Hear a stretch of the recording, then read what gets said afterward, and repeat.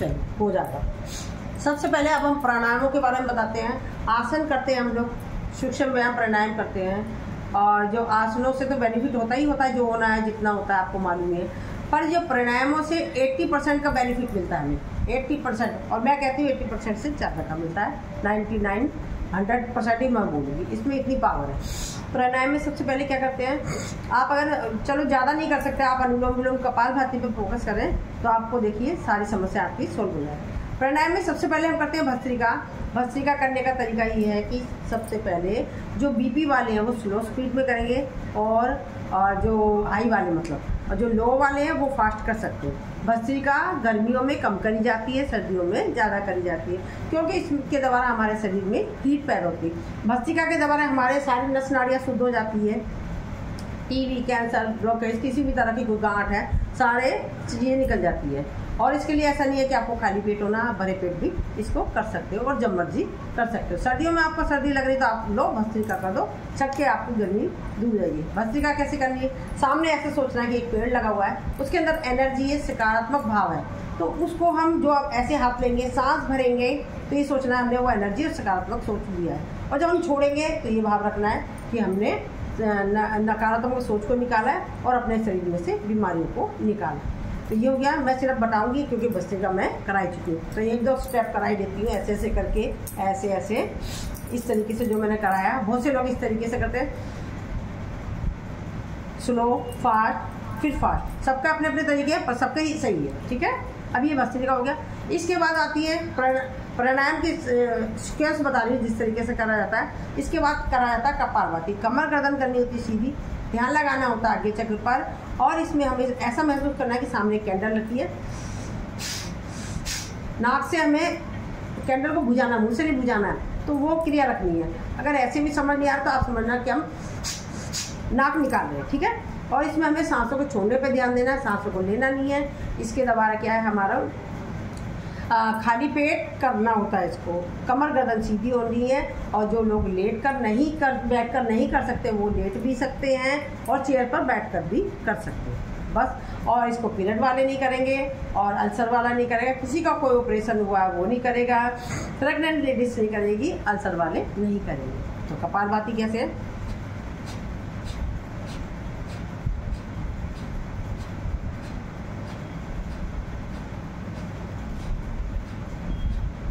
Relax, ये हमने कपालभाति करा दिया आपको।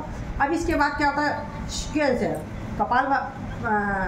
क्या हमने भस्त्रिका कराई, कपालभाति, इसके बाद होता है बाह्य प्राणायाम। बाह्य प्राणायाम क्या होता है, त्रिबंध जिसे कहते हैं, महाबंध कहते हैं, मूल बंध, उद्यान बंध, जलंधर बंध। लंबी गहरी सांस लेंगे, छोड़ देंगे, अपने अनस पार्ट को ऊपर खींचेंगे, नाभि को लगाएंगे कमर से, और चिन को लगाएंगे गर्दन से। ये हमने मूल बंध लगाया है। मूल बंध के द्वारा हमारे गुप्तांगों की जो समस्या आता है, urine leakage, piles, prostate, itching, even हमारे शिस्ट की जो समस्या है उस पर भी इसका प्रभाव पड़ता है। खोलेंगे, पहले हमें विपरीतीकरण में खोलेंगे, जलंधर बंध, उद्यान बंध, फिर मूल बंध। अगेन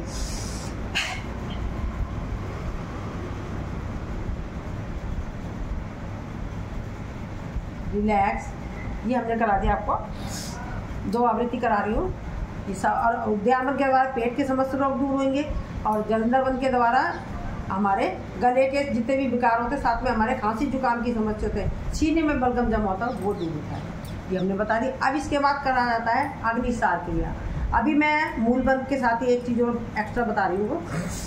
तो ये जो हम मूल बंध लगाते हैं, जैसे हमें सुसुपोटी आ रही है और हमारे पास जगह नहीं है सुसुपोटी करने के लिए, अब हम उसको रोकते हैं, फिर हाथ का हमें दिख गया वॉशरूम सामने, उधर टॉयलेट दिख गई है तो हम उधर जा रहे हैं, उसे छोड़ रहे हैं। छोड़ना रोकना, छोड़ना रोकना, इस क्रिया को कहते हैं अश्वनी मुद्रा।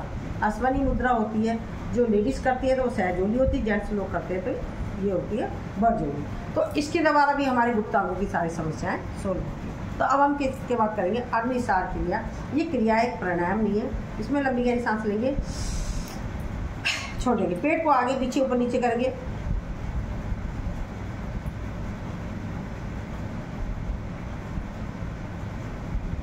जो लोग पेट को नहीं हिला सकते वो इस तरीके से भी हिलाएंगे।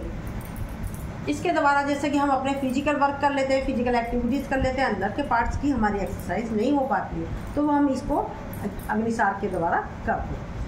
तो अब इसके बाद करते हैं हम उज्जयी। उज्जयी क्या होती है? लंबी गहरी सांस लेंगे, छोड़ देंगे, छोड़ने के बाद गले से संकोचन करेंगे,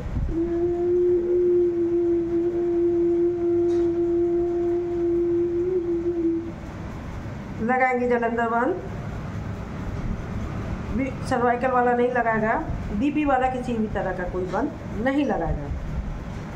जलंधर बंद खोलते हुए दाएं नासिका को बंद करके बाएं नासिका से निकाल लेंगे। एक आवृत्ति और कर लेते इसकी। अब जो लोग नहीं कर सकते, लंबी सांस नहीं ले सकते, वो कैसे करेंगे? इस तरीके से करेंगे। आप करेंगे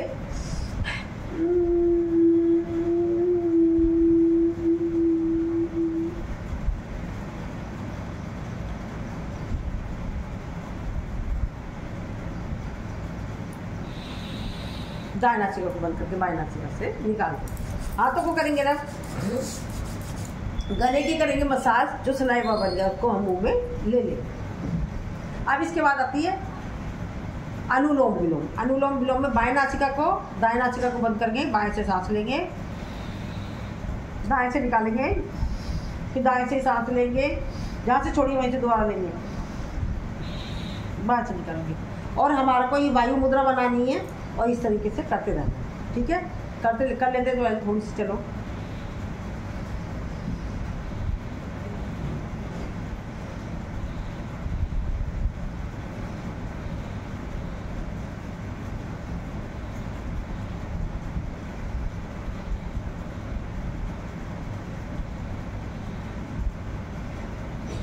रिलैक्स, क्षणिक विश्राम, लंबी गहरी सांस। ये मैंने अनुलोम विलोम में इसके लिए ऐसा नहीं है, आपको खाली पेट होना, आप भरे पेट भी कर सकते हो, जब मर्जी कर सकते हो। इससे भी आप अगर बैठ नहीं सकते या तो तकिया लगा लें पीछे या दीवार का सहारा ले लें, वो भी आपको पॉसिबल नहीं है तो आप क्या करेंगे? आप चेयर पर बैठ जाएं और अपने बैठ कर लेट कर भी कर सकते हैं। मरीज को आप करा सकते हो बेड पर लेटाल कर, ठीक है, तो वो कर लेगा। अब ये मैंने बता दिया।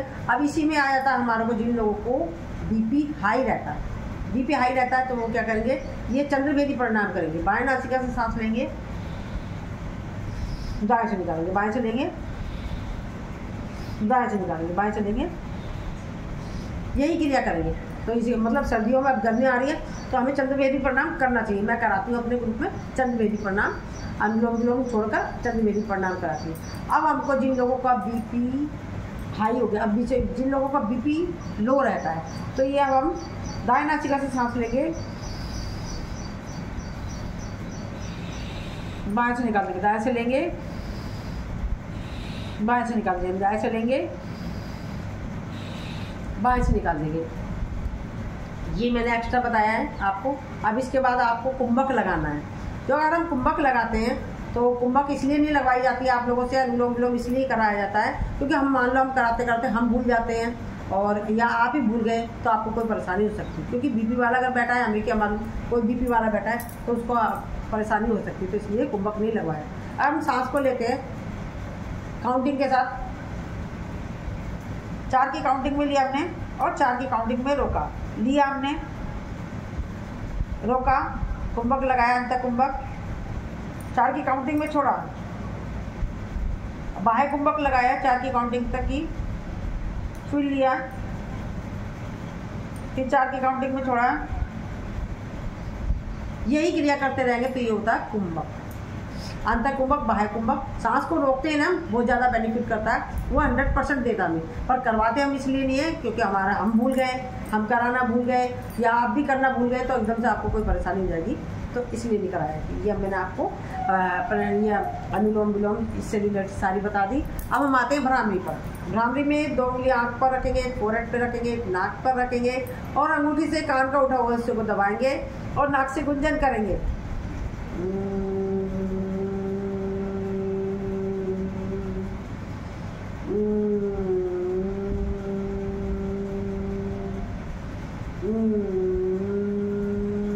आंखों को बंद रखेंगे। अब ये भ्रामरी से क्या होता है, हमारे को भ्रामरी के द्वारा हमारे माइग्रेन की समस्या दूर होती है, सिर दर्द दूर होता है, चिड़चिड़ापन दूर होता है, मस्तिष्क तेज होता है। जिन लोगों को अनिद्रा की समस्या है उस पर प्रभाव पड़ता है और फुल बॉडी पर भी इसका प्रभाव पड़ता है।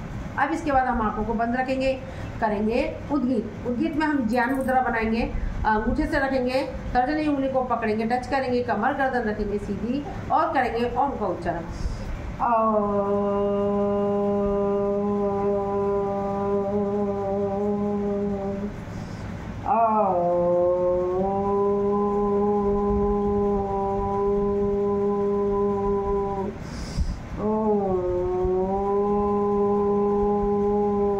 इसके द्वारा भी वही सारी समस्याएं दूर होती है जो मैंने अभी पहले बताया। माइग्रेन की, सिर दर्द की, चिड़चिड़ापन दूर होता है, मस्तिष्क तेज होता है, अनिद्रा की समस्या होती है वो दूर होती है, ये सारी समस्याएं दूर होती है। अब हाथों को करेंगे अच्छे से रब, आंखों पे लगाएंगे इसे, पूरे शरीर पर लगाएंगे। इस टाइम हम अपने कुछ भी मांगेंगे तो हमारी, क्योंकि इस टाइम पर हम एक साधु बन जाते हैं, जो हम अपनी विशेष मांगेंगे तो वो भी पूरी होती है।